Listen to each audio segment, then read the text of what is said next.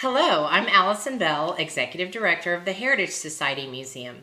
I'm here with Anne Sloan, one of the curators and historians of our current exhibit, Houston Women Cast Their Ballots, Celebrating 100 Years of the Right to Vote, for our final lecture in a series of 6 lectures on the suffrage movement and women's equality movement that has occurred over more than 172 years. We will have a brief Q&A afterwards on Zoom after you view this recorded lecture, so stay tuned for the link or check your email for the Zoom link if you purchased a ticket or if you RSVP'd for this lecture. It is my great pleasure to introduce Anne and the unfinished business of suffrage. Anne?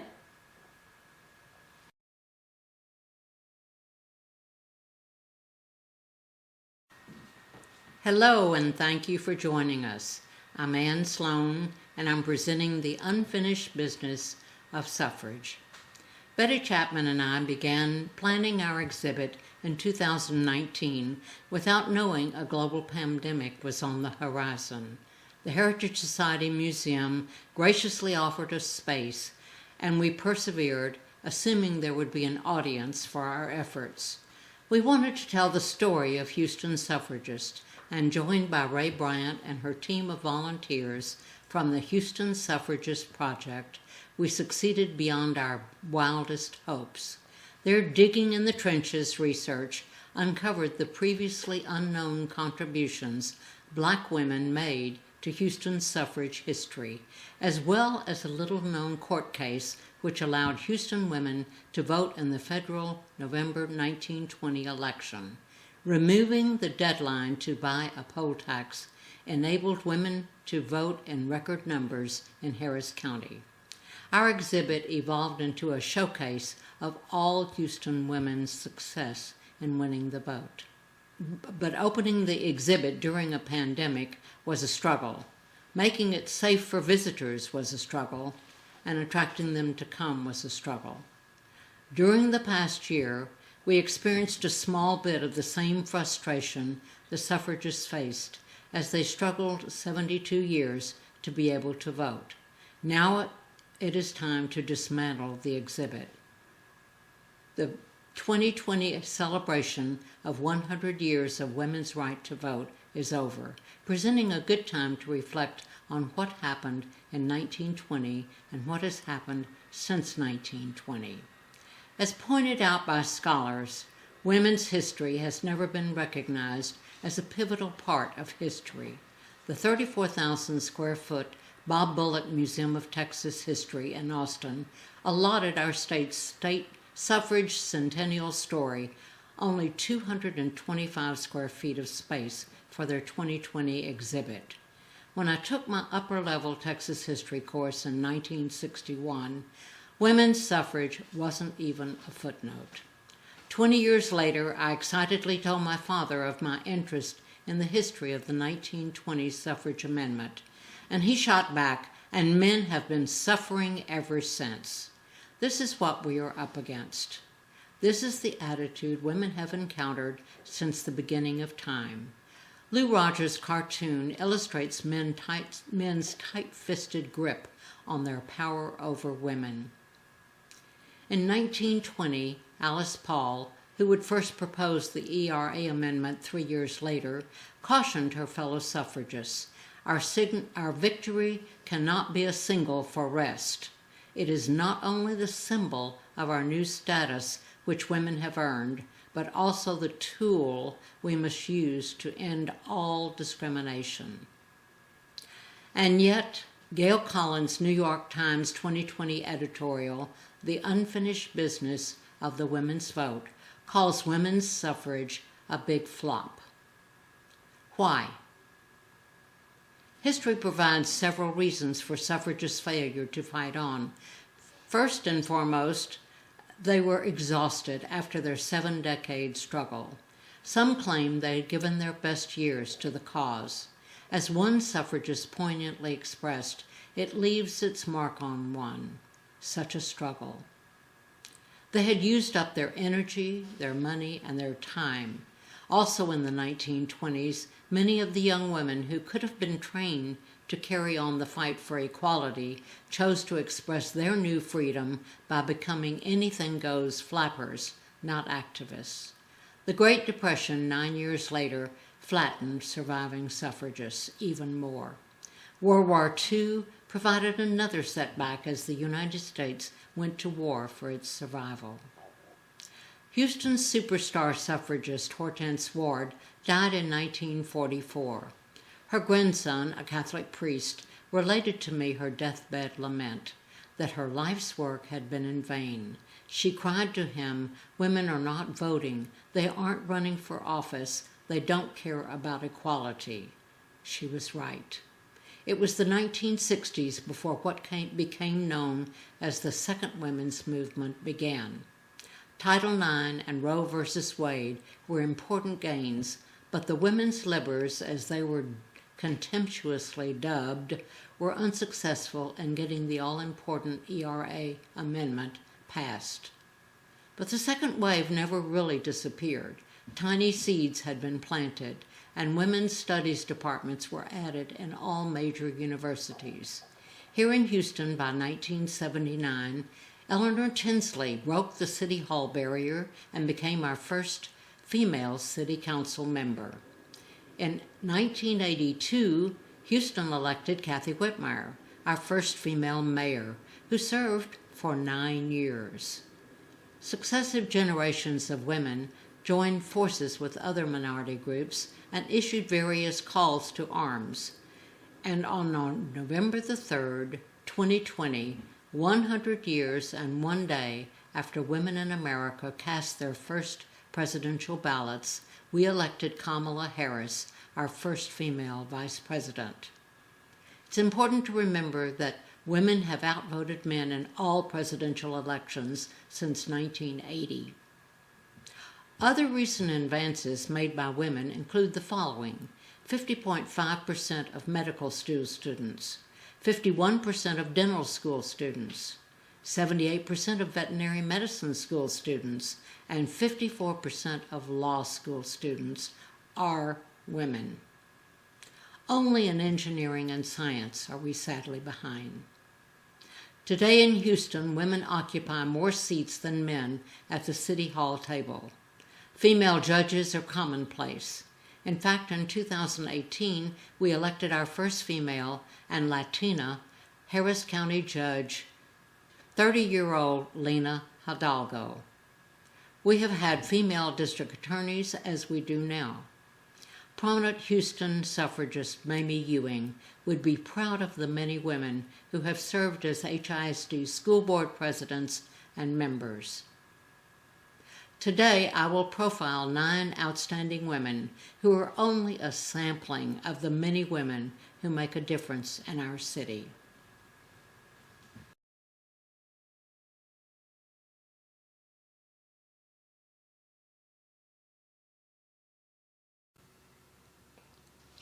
I would like to begin with the outstanding Houston doctor who died just a year before last, Dr. Edith Irby Jones, MD, barrier-breaking doctor in the South. This was the New York Times headline for her obituary when she died. Born in Arkansas, her sharecropper father died when she was 5, and her mother fell ill when she was 8 years old, and Edith Irby Jones became her family's chief breadwinner. She took over her mother's housekeeping job for a doctor's family who paid her $2.50 a week.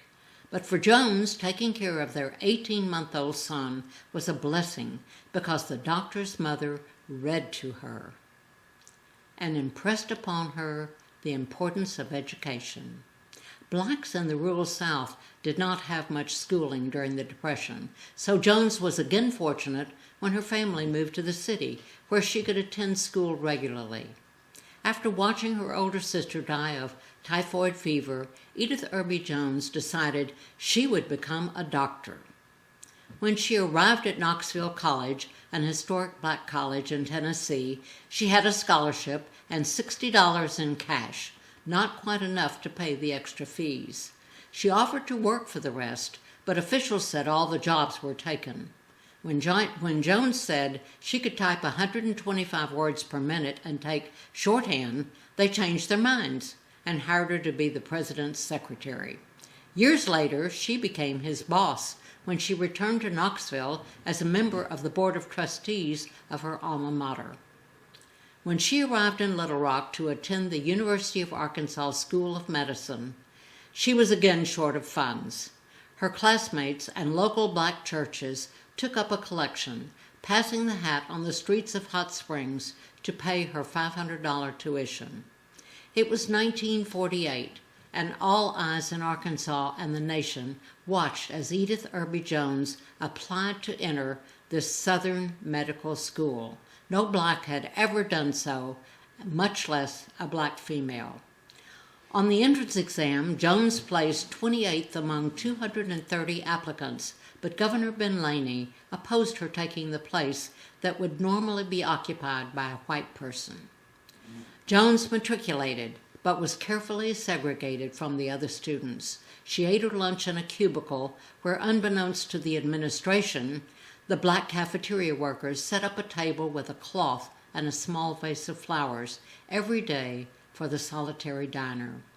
She graduated, practiced medicine, and then came to Houston in 1959 with her husband, the newly hired dean of students at Texas Southern University.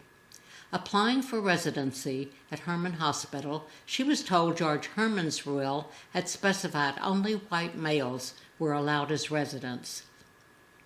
The doctors on the staff were eager to break this will and encouraged her to take it to court. She did so and won, thus becoming the first black and the first female staff member at Herman Hospital, and later the first at Methodist Hospital. She opened her practice in 1963 at 2010 Prospect Street, where she cared for the Third Ward community for the next 5 decades, making house calls and operating a van to pick up her students. By 1972, in addition to her thriving practice, she was teaching at Baylor College of Medicine and University of Texas Medical School. In 1980, she was elected the first female president of the National Medical Association. Her friend and colleague, Dr. Michael DeBakey, came to her installation. In 1985, her portrait was hung in the University of Arkansas Hall of Fame. In 1986, she took a team of doctors to Haiti to improve care on the island. Her dedication there resulted in 2 clinics being named for her. Edith Irby Jones earned dozens of awards, broke many gender and racial barriers, and according to female colleagues, she made us aware that we all have to be mentors. When we get where we are going, we have to turn around and give someone else a helping hand. In a 2010 interview, Jones stated, "We are all responsible for making a better world." Upon Jones's death, Dr. Alicia Monroe, Vice President of Academic and Faculty Affairs at Baylor College of Medicine, said she not only inspired future doctors, but she also contributed to the health and well-being of the Houston community and beyond.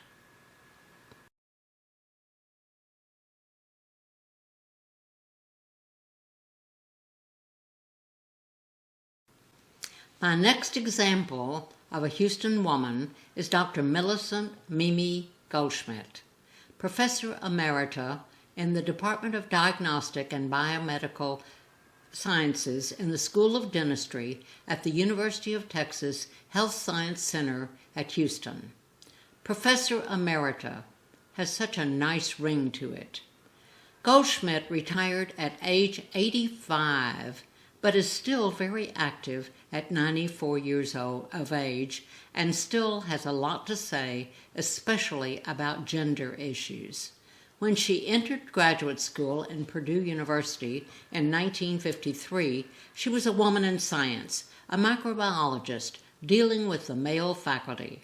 There was only one woman professor, who asked her if she came to get her MRS or her PhD. We don't train housewives, we train scientists. We shouldn't have women students at all. She married one of their graduate students, which infuriated them, and when she got pregnant, they were even angrier. How dare you have children? Despite the prejudice against women in her field, she is a fellow of the American Society for Microbiologists, the ASM, and has been honored as a distinguished alumna by Purdue University's Department of Biological Sciences. She made sure her grown children were with her when she accepted the award to show them women can have children and still succeed in science. When she was 6 months pregnant with her second child, she worked at Fort Detrick in Maryland to investigate the effect of shock waves on bacteria, donning a hard hat and operating a jackhammer to cause explosions, producing the shock waves needed for the research. No women would go when NASA needed a microbiologist to detect any contamination of moon rocks, so Goldschmidt accepted the 2-year job working on the Apollo project. While there, she planned the quarantine program and the lunar receiving laboratory, working with her 2 most famous students, Neil Armstrong and Buzz Aldrin. Her book, Microbiology and Your Future, published by the ASM, has gone through several editions, and she has scientific journal articles to her credit. Goldschmidt has been invited to speak around the world, and in 2009, the ASM presented her with the Alice C. Evans Award, which recognizes contributions toward the full participation and advancement of women in microbiology.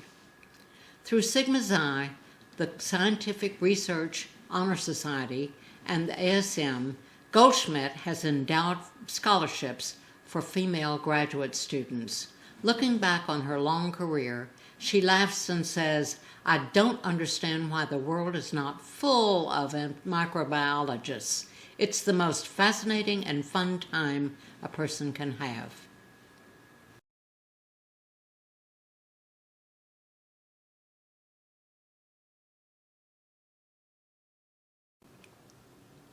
I now turn to Alicia DeJohn Kowalski, M.D., native Houstonian, born in 1968.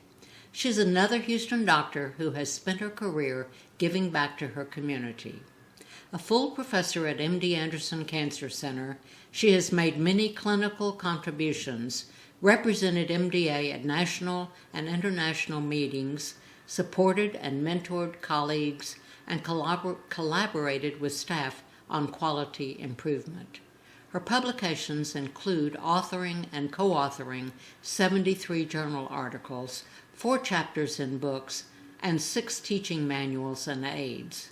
She has regularly taught 12 different courses at UTMB and serves on many advisory committees as well as performing supervisory teaching.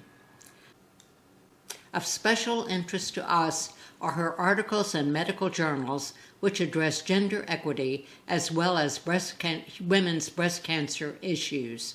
Perhaps most importantly, in November 2020, she was invited to contribute to the Journal of the American Medical Association, JAMA, an article which she titled "The Impacts of Gender Disparity and Residency Matching." Her article discusses the assignment of resident training as the means of significant bias against women. Kowalski points to the JAMA invited commentary as fulfilling an item on her bucket list. Educated at St. John's School, she took her bachelor's from Rice in Spanish and graduated from UTMB in 1995.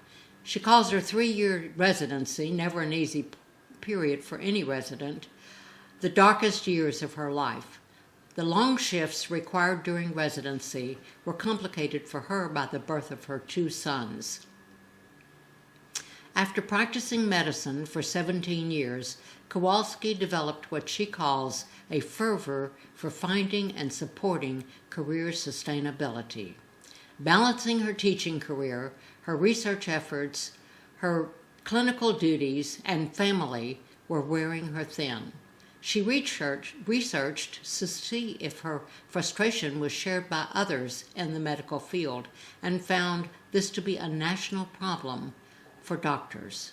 Her concerns led her to write a curriculum and hold a conference with academic lectures addressing fulfillment, resiliency, and confidence.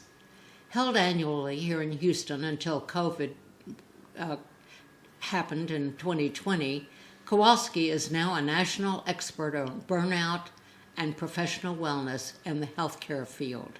She is the founder and chair of Burnout to Brilliance, a national symposium for physician well-being and career sustainability, accredited through the University of Texas, MD Anderson Cancer Center, and in partnership with the Office of Professionalism, Baylor College of Medicine. Lest Alicia Kowalski lacked for projects, there are her artistic endeavors. Her years as a doctor, caring for those with serious health problems, fueled her interest in art. She calls creating art a joyous respite in everyday life. Her goal is to bring a smile to your face or a warm wave over your heart. Works by Kowalski are in galleries around town and as well as in corporate installations at Texas Children's Hospital, the Women's Pavilion, and Methodist Hospital. But as important as art is to her, she never wanted to be anything but a doctor, and medicine is her passion. She expects to continue to make cancer history here in her hometown at MD Anderson.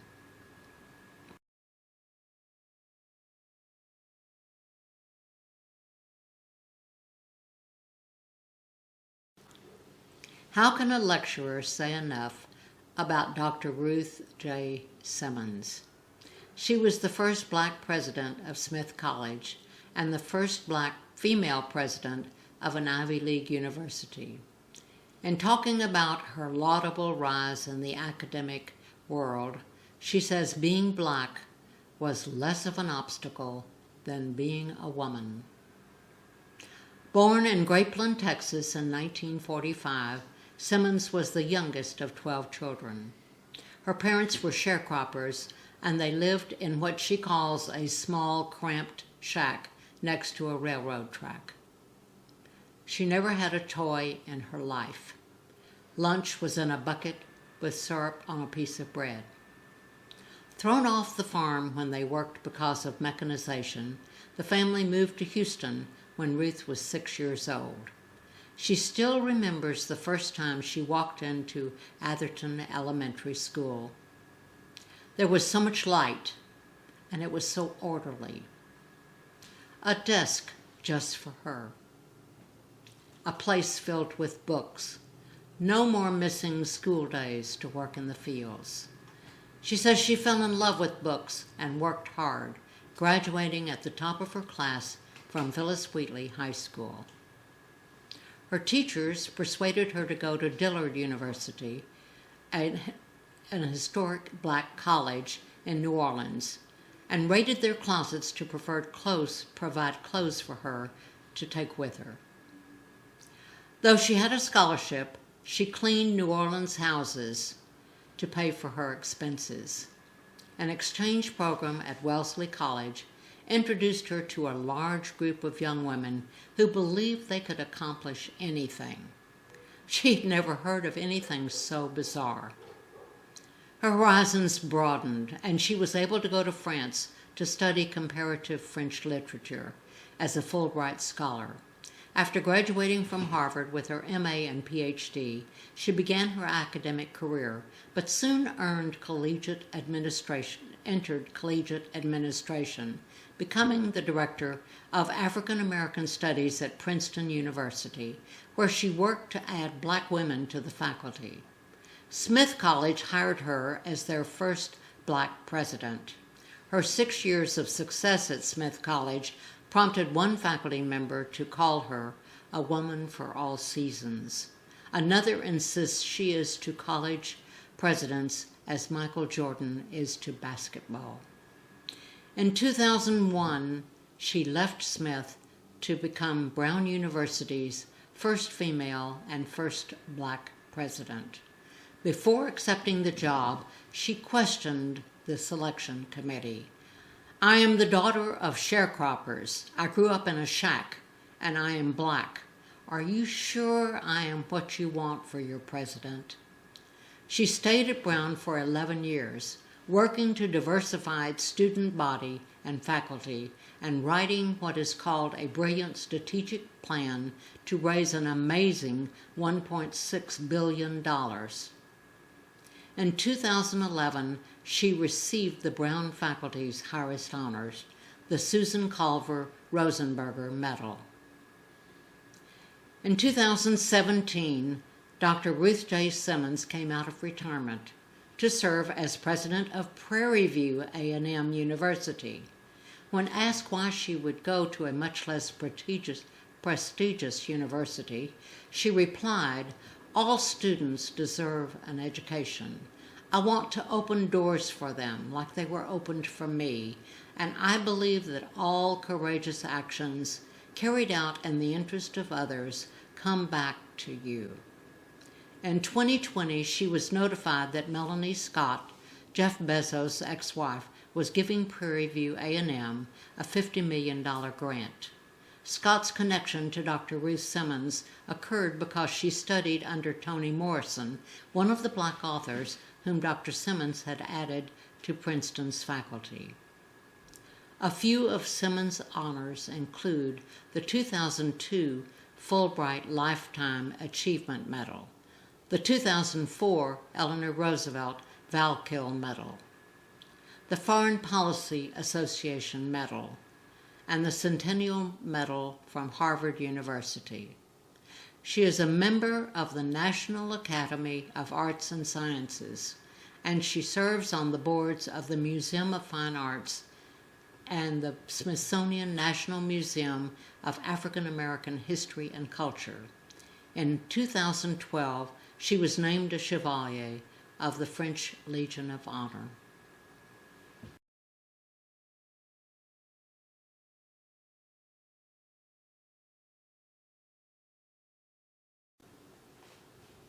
Lisa Falkenberg, Houston Chronicle Vice President, is the daughter of a truck driver and a homemaker, the first in her family to go to college.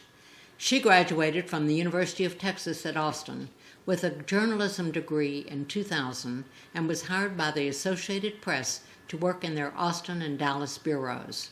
Only 4 years later, the AP named her as Texas Writer of the Year.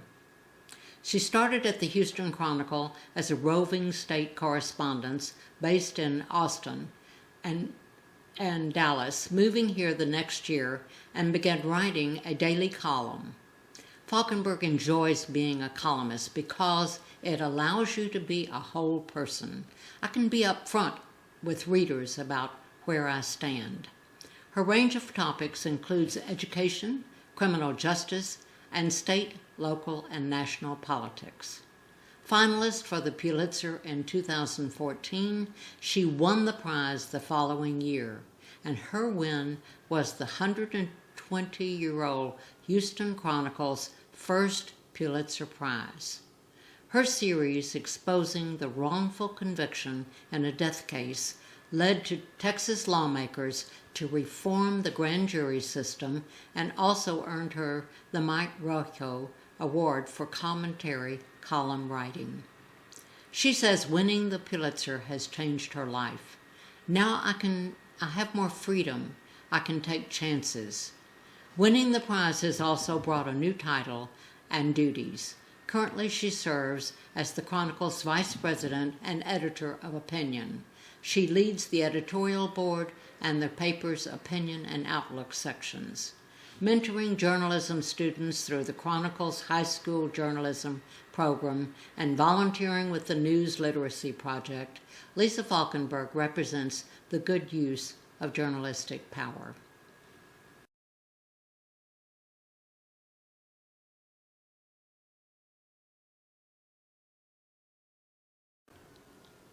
Nitza Margarita Cintrón, Ph.D., M.D., is an associate professor at UTMB and served as Chief of Biomedical Operations and Managing Director of the Life Science Research Laboratories at NASA Johnson Space Center. A native of Puerto Rico, she credits the women's rights movement with helping her break gender barriers. Science has always been her passion, but after earning a degree in biology at the University of Puerto Rico, she earned her PhD in biochemistry and molecular biology at Johns Hopkins University School of Medicine. Always fascinated by science, she applied for a mission specialist position in the astronaut corps at NASA, passing all the exams except the visual. Poor eyesight kept her out of space. But NASA officials, impressed by her credentials, offered her a scientist position. In 1979, she launched the Johnson Space Center Biochemistry Laboratory and was the project scientist for Space Lab 2, part of the Space Shuttle Challenger mission in 1985. NASA sponsored her medical school studies, and in 1995 she graduated with an MD from the University of Texas Medical Branch in Galveston. A pioneer for both women and Hispanics, she has been inducted into the Hispanic Engineers National Achievement Awards Hall of Fame. She received the Director's Commendation and an Innovation Award, as well as NASA's Medal of Exceptional Scientific Achievement. She is one of 23 Johns Hopkins female trailblazers who have made a mark on society.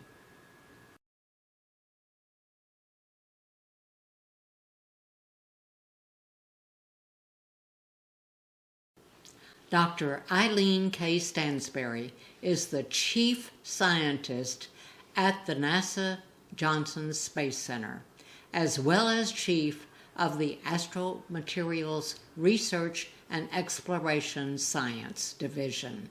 She was born in San Antonio, moved to Houston for her senior year in high school, and graduated from John Foster Dulles High School. Briefly attending the University of Houston, she dropped out of college, trying to figure out why engineering wasn't working for her. My boss at IBM suggested physics and mathematics as more suited to the way I thought. Taking his advice, she entered a smaller college, Houston Baptist University, where she earned her BS. While at HBU, she worked as a student for IBM for the first 2 space shuttle flights and was then selected as visiting student fellow at the Lunar and Planetary Institute while she finished her undergraduate degree. Her graduate degrees were earned at Rice University, MS in 1986, PhD in 1989 in space physics.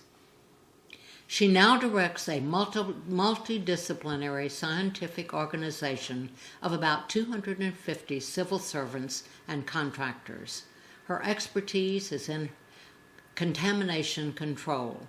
And yes, she is very familiar with Mimi Goldschmidt's earlier work supporting the determination that lunar materials pose no biological hazard. She played a major role in the Genesis mission, where her citation for the samples was critical to the successful recovery of science after the sample return capsule crashed in 2004. In 2010, she received the NASA Outstanding Leadership Medal. In 2013, the American Astronautical Society's Carl Sagan Memorial Award. In 2015, she received the NASA Equal Employment Opportunity Medal, given, Stansberry says, because of her commitment to all aspects of diversity, sponsoring Hispanics as well as mentoring African Americans and especially women's groups. She has developed a pipeline for employment because, as she points out, you cannot hire or promote diversity if the jobs do not exist. The other issues of equality and inclusion she considers important are that minorities have a voice and that their voice is heard. In 2018, NASA awarded her the Exceptional Service Medal. After completing graduate school, when she finally had a reliable income source, she and her husband started learning to fly. An instrument-rated private pilot, she took instruction in aerobatics, and she and her husband purchased a Chinese military training aircraft. It came in a box, some assembly required. She flies her plane in many air shows. This is what the chief of scientists at NASA's Johnson Space Center does for fun.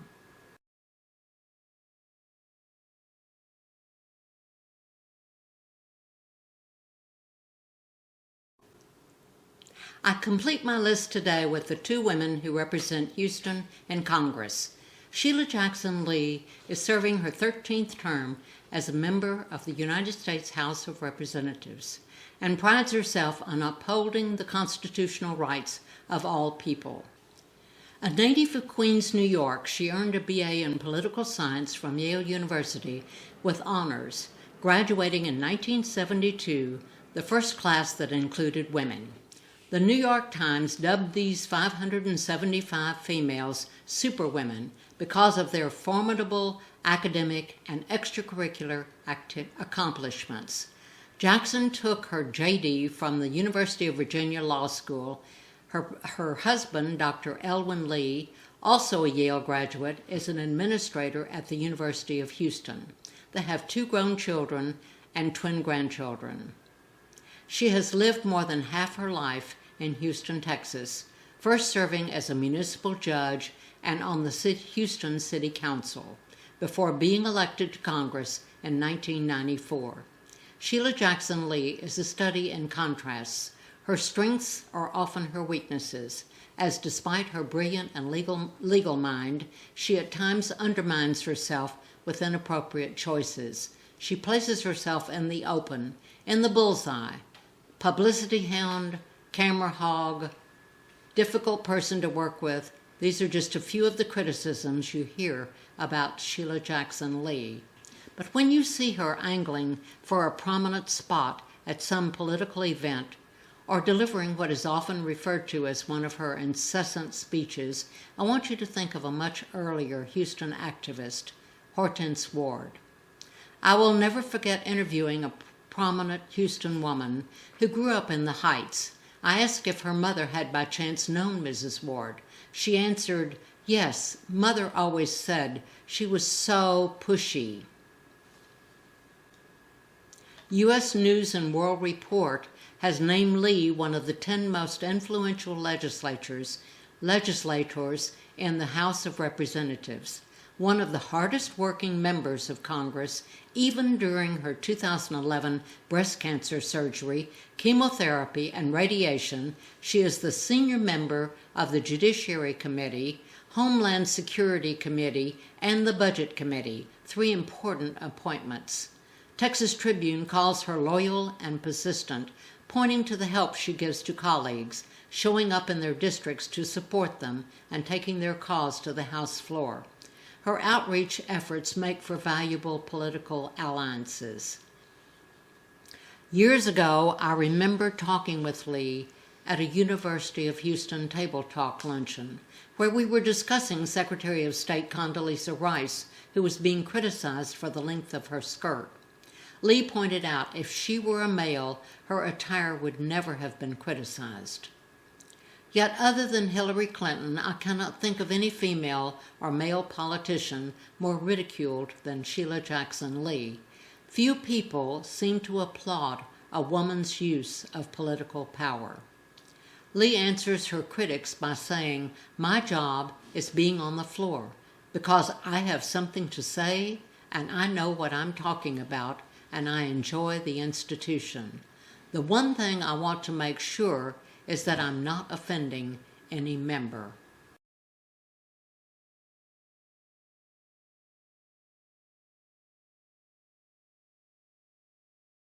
Sylvia Garcia, born in San Diego, Texas, has dedicated her life to the Houston community and to public service.